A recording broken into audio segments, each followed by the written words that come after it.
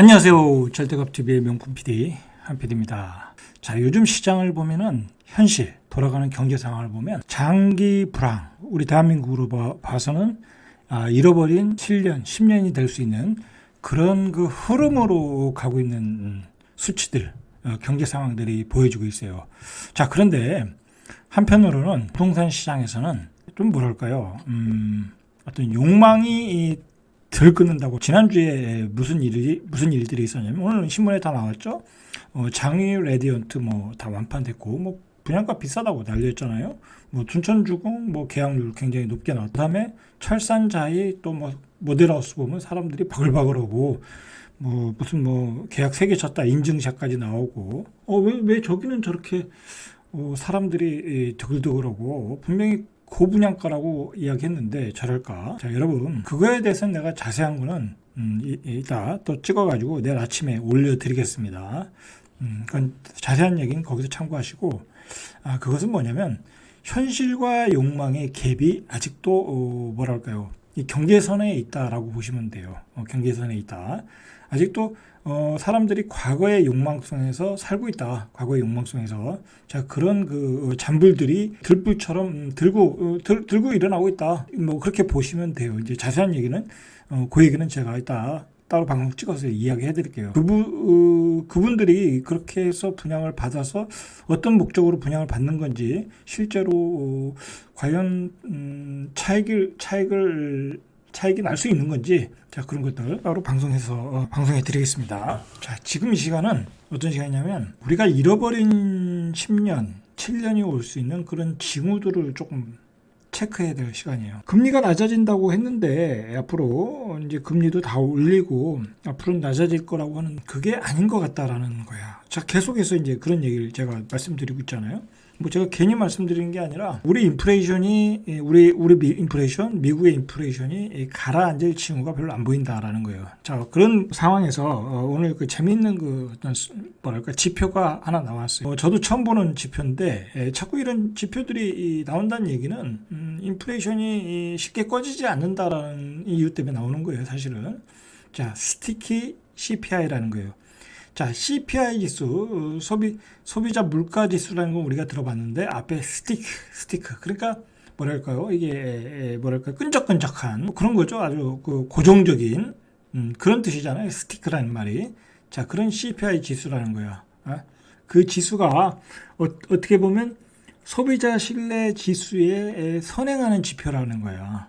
이게 떨어지지 않으면 CPI 지수는 안 떨어진다라는 거예요. 그래서 미국의 전문가들이 그 스티크 CPI 지수를 보니까 다시 인플레이션 급증 징후가 볼 수도 있다라는 거야. 자, 아틀란타 연방 준비은행이, 여기는 조금 매파 성향이 있는 은행장이 있죠. 변동성이 상대적으로 낮은 재화와 서비스의 가중치를 부여해서 집계하는 스티크 CPI. 그러니까 이거는 변동성이 적은 거야. 그러니까 이게 한번 올라가면 떨어지지 않는다라는 거야.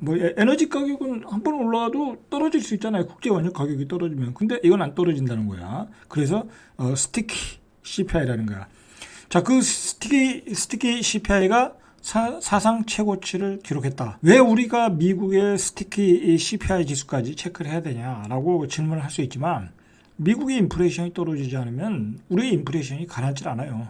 자, 미국의 인플레이션이 계속되면 미국의 킹달러가 계속, 우리 원화 가치가 떨어지잖아. 자, 그러면 우리는 비싼 가격의 원유를 수입해 와야 돼. 자, 그럼 우리 물가도 올라간다라는 얘기예요. 그런 점에서 이 스티키 CPI가 중요한. 자, 2021년에 패드가 인플레이션은 일시적이다 라고 이야기를 했다고 그래요. 그런데도 물가는 급상승 위험을 예고했다라는 거야. 그 당시에 스티키 CPI 지수는. 자, 그러니까 우리가 스티키 CPI 지수라는 게 얼마나 중요한지를 알 수가 있죠. 그러면 지금 스티키 CPI 지수가 내려가지 않는다면 인플레이션은 계속된다. 그리고 금리는 계속 올라간다라고 봐야 되겠죠. 자, 그런 의미에서 오늘 중요한 내용이에요, 이거. 자, 1월에 스티키 CPI 상승률이 6.7%로 1980년 최고치를 찍었다는 거예요. 1982년, 이때가 막 인플레이션이 심할 때잖아요. 자, 그때 지수만큼 최고치를 찍었다라는 거야. 자, 스티키 CPI는 가격 변동이 크지 않은 상품과 서비스 물가지수. 자, 보시죠. 예를 들어 유아복, 우리가 일상적으로 이제 이용하는 것들이에요. 자, 옷값이 올라가는데 쉽게 내려가지 않는다는 거죠. 그 다음에 술값. 여러분, 소주값 한번 올리면 내려가지 않잖아. 맥주값 올리면 내려가지 않죠. 유지비용. 뭐 자동차 값도 한번 올라가면 안 내려가잖아요. 그죠? 자동차 서비스 비용도 한번 올라가면 안 내려가잖아요.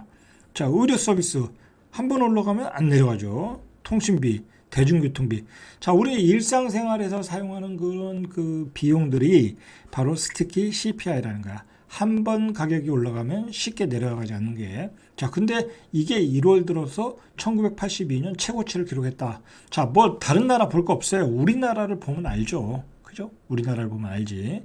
자, 이거는 특히 CPI 지수가 올라가면 전체 물가를 끌어올리는 압력으로 작용한다. 실제 2021년 6월 CPI 상승률이 올라가기 시작하자 패드는 일시적인 현상이라고 치부했고, 아까 한 얘기죠.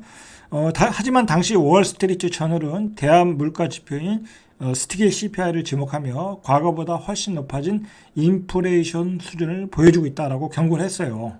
자, 그래서 그 당시에 스틱의 CPI 4월에서 6월 상승세는 1991년 이후 가장 높았다라는 거야. 그러면 이제 앞으로 CPI 지수도 별로 내려가지 않는다라는 거야. 우리가 예상한 만큼. 그 얘기를 하는 거예요, 지금. 자, 그 결과, 요즘 이제, 미국 시장을 뒤흔드는 게 소매 판매가 줄어들질 않는 거야. 소매 판매와 구매자 물가 지수가 여전히 공행진이라는 거야. 자, 소매 판매도 줄어들지 않고, 도매 물가 지수인 PPI도 내려가질 않는 거야. 도매 물가가 안 내려가면 소매 물가가 안 내려가는 거죠. 자, 그래서, 1월 소매 판매가 전월보다 3% 증가했는데, 전문가들의 전망치가 1.9포인트, 그러니까 1포인트 이상 훌쩍 넘은 결과가 나왔다라는 거예요. 그래서 지난달 소매 판매가 2021년 3월 이후에 22개월 만에 가장 큰 폭의 증가를 기록했다. 자, 이렇게 인플레이션의 압력작용이 심각하게 일어나고 있다. 자, 문제는 이제 실업률이 떨어져야 되는데 실업률도 좋다라는 거야. 자, 실업률이 좋다 보니까 노동시장의 임금이 상승을 하겠죠. 그러니까 임금이 올라가니까 미국의 노동자들이 소비를 늘리겠죠. 그러니까 소매 판매가 늘어나는 거야. 지난달 미국의 실업률이 3.4%, 54년 만에 최저치. 여러분, 실업률이 떨어지지 않으면 인플레이션이 떨어지질 않는다라는 거야. 이건 공식이야. 공식처럼 외워두셔야 돼. 실업률이 떨어지지 않으면 인플레이션은 떨어지지 않는다. 자, 세계 최대 채권 운용사 핀코의 전 최고 경영자가 알리안츠 수석 경제고문인 엘리언이 미국 연방제도의 낮은 인플레이션 목표치를 지적했는데, 미국의 인플레이션 목표치를 지나치게 낮게 잡고 있다. 2%를 잡고 있잖아요. 자, 그건 불가능하다는 얘기야. 이 사람 얘기는. 자, 그게 가능하려면 경제가 붕괴돼야 된다는 거야. 그래야 인플레이션이 맞춰질 수 있다는 얘기. 금리를 올려가지고서는 뭐 이게 조금 올려가지고는 될 일도 아니고 경제가 붕괴돼야 2%가 가능하다. 이게 뭐예요, 이제? 저금리 시대 끝났다는 얘기야. 이제 고금리 시대, 5%, 6% 성장 시대, 고물가 시대, 고인플레이션 시대. 자, 5%, 6% 고물가가 되면 어떻게 되겠어요? 계속 5%, 6% 금리를 유지해야 된다는 얘기야. 여러분, 5%, 6%를 유지한다는 얘기는 자산은 이제 디플레이션 되는 거야. 금리가 5%, 6%를 주는데 누가 자산에 투자하겠냐고, 그죠? 은행에 넣어놓지. 자산 디플레이션이 된다는 거야. 그죠? 그렇게 보셔야 된다는 얘기야. 자, 이게 세계 시장을 관통하는 큰 어떤 경제의 흐름이야, 흐름. 여러분, 이걸 아셔야 돼. 여러분들 너무 잔파도에 의존하지 마시고 분위기에 너무 의존하시면 안 돼. 야, 또 뭐 어디 그 미분양들이 다 줄 서가지고 또 계약한댔더라. 그 사람들의 그 판단이 잘못될 수 있다라는 거야. 그런 거에 움직이셔가지고 괜히 또 집을 사거나 비싸게 집을 사거나 그러면 후회할 수 있다라는 거야. 이렇게 고금리, 고인플레이션이 지속된대잖아. 그죠? 지속된대잖아. 디스인플레이션이 안 된대잖아. 파월이 디스인플레이션 얘기했지만 불가능하다는 얘기잖아. 지금 경제 붕괴 없이는 인플레이션이 2% 수준까지 낮아지질 않는데잖아. 자, 우리가 이런 것들을 지금은 이런 것들을 공부해야 돼. 여러분, 이런 것들을 공부해야 돼. 자, 이런 것들이 우리 그 주택 시장에 어떻게 나타나는지를 보세요. 자, 그럼 이런 것들을 제일 먼저 감지하고 반응하는 데가 어디겠어요? 건설사죠. 그죠? 건설사가 바보가 아니나. 아, 그러면 뭐 저기 뭐야 서울의 미분양이 다 팔리네. 그러면 야 우리 땅을 사서 공공택지를 사서 빨리 또 분양을 하자. 그렇게 가는 게 맞잖아. 분위기상. 그렇죠? 그렇게 가야 되는데 그런 분위기가 아니란 얘기야. 그냥 뭐랄까요, 정부가 띄워준 분위기에 그냥 뭐랄까, 투기 세력들 또는 뭐 불인이들 그런 사람들이 가서 그냥 이게 또 뭐 프리미엄이 먹겠지. 팔 때 입주할 때도 프리미엄 먹고 팔면 되겠지. 그러고 들어가는 거일 수 있다라는 얘기야. 자, 20일 한국토지공사에 따르면은 지난해 12월 입찰 공고를 내고 분양에 들어간 공공주택 택지가 8개 택지가 있었는데, 자, 매각이 완료된 거는 2개. 인천 검단과 경북 7곡의 북삼지구 2개뿐이라는 거야. 전체 75% 6개 필지는 신청 기업이 없이 유찰됐다. 요즘 뭐 건설사들 생존도 어려운데 지금 기존에 진행하는 것도 지금 공사가 중단될 상황인데 뭐 새로 택지를 받아서 또 뭐 분양을 할 수 있겠냐 이거야. 안 된다는 거지. 자, 그런데 어디가 미분양이 났냐 보시면 이거 굉장히 옛날로 보면 유망한 택지들이야. 남양주 진접 2개, 주상복합 용지 2개, 그 다음에 군포 대암이 주상복합 용지, 이런 거 다 잘 팔릴 수 있는 용지거든. 구리 갈매 역세권, 김포 한강 신도시 아파트 용지, 이거 다 잘 팔릴 수 있는 수도권 유망 택지들인데 이거를 건설사들이 입찰을 안 한다는 얘기야. 자, 이건 뭐야? 앞으로 부동산이 안 좋다라는 얘기야. 근데 앞으로 안 좋은데 왜 고분양가의 집을 살까? 그죠? 궁금하죠? 그건 제가 다음 시간에 말씀드리겠습니다. 자, LH에 따르면 지난해 미매각 공동주택 용지가 총 32개 필지 1조 7천억. 최근 5년 내 최저 수준이었다라는 거야. 그러나, 그러니까 거의 다 팔렸다는 얘기죠. 그러나 11월 이후에 미매각이 급격히 증가하고 있다. 11월 이후에.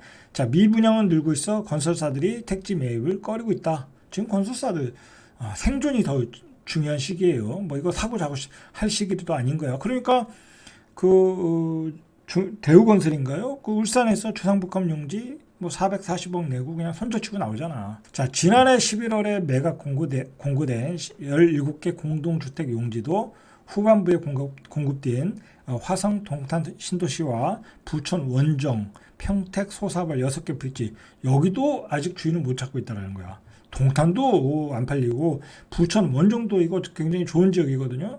평택 소사발도 안 팔리고 건설사들은 앞으로의 경기 상황을 굉장히 안 좋게 보고 있다는 얘기야. 이게 틀리죠. 모델하우스에서 일어나는 일과 건설사들의 움직임, 앞으로의 움직임과는 틀리죠. 만약에 이런 지역들이 유망하다고 하면 앞으로 한 2, 3년 안에 다 팔릴 거다 하면 건설사들이 왜 안 달려들겠어요. 그죠? 미리 택지를 확보하는 차원에서 달려들지.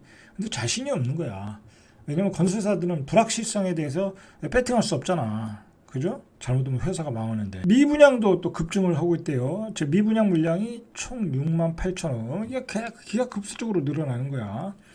정부가 위험 수준이라고 보는 20년 장기 평균 6만 2천호를 이미 넘었고, 자, 이제 이런 기준 때문에 이제 건설사들이 달려들지 못하고 있는 거야. 자, 2월까지 발생한 미계약분을 고려하면 전체 미분양이 현재 한 7만에서 한 8만 호.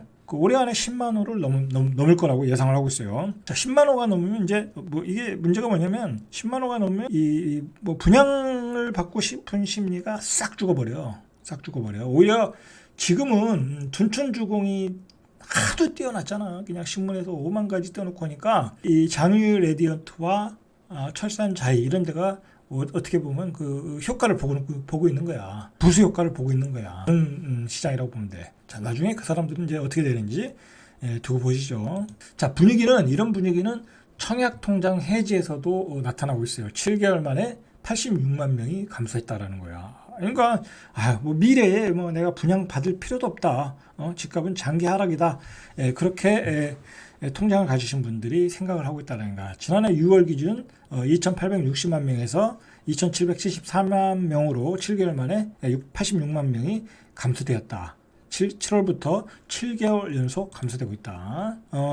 전국 청약통장 예치금도 100조 1,849억 원에서 7월에 105조 5조 2028억, 이 4.9%가 금액적으로 감소가 됐다. 자, 시도별로 보면 예치금이 크게 줄어든 곳이 서울이야. 서울은 통장을 들고 있어야 될 거 아니야. 그죠? 언젠가 받으려고 하면. 근데 서울도 안 받고 있다는 거야. 그만큼 굉장히 경제상이 안 좋다라는 거야. 청약 통장까지 해주고 보험도 해주고 다 해주고 있는 거야 지금. 서울은 지난해 6월에 32조 7,489억이었는데 지난달에 31조 1,817억으로 집계됐다. 7개월 만에 1조 5,671억 원이 감소됐다라는 얘기예요. 자, 이렇게 봤듯이 이 시장은 전체적으로 이렇게 장기 불황에 대비하고 있어요. 그리고 장기 불황으로 가는 그런 그 징후를 뚜렷하게 보여주고 있어. 고금리, 고물가, 그리고 금리 인하 계획은 없다. 그리고 우리가 생각하는 2%대 물가가 오기에는 금융위기급 경제 불황이 와야 된다. 그 외에는 불가능하다. 그러면 이제 고금리 시대로 간다. 자, 고금리 시대로 가고 물가가 올라가고 경기가 침체되면 뭐예요? 스태그플레이션이지. 자, 스태그플레이션으로 오는데 우리가 자산에 지금 투자할 때가 아니다. 자산에. 근데 이 모델하우스는 바글바글하다. 여기서 어떤 커다란 갭이 있는 거예요. 자, 그 문제가 뭔지는 제가 다음 시간에 알려드리겠습니다. 자, 이상 절대값TV의 명품 PD 한PD였습니다.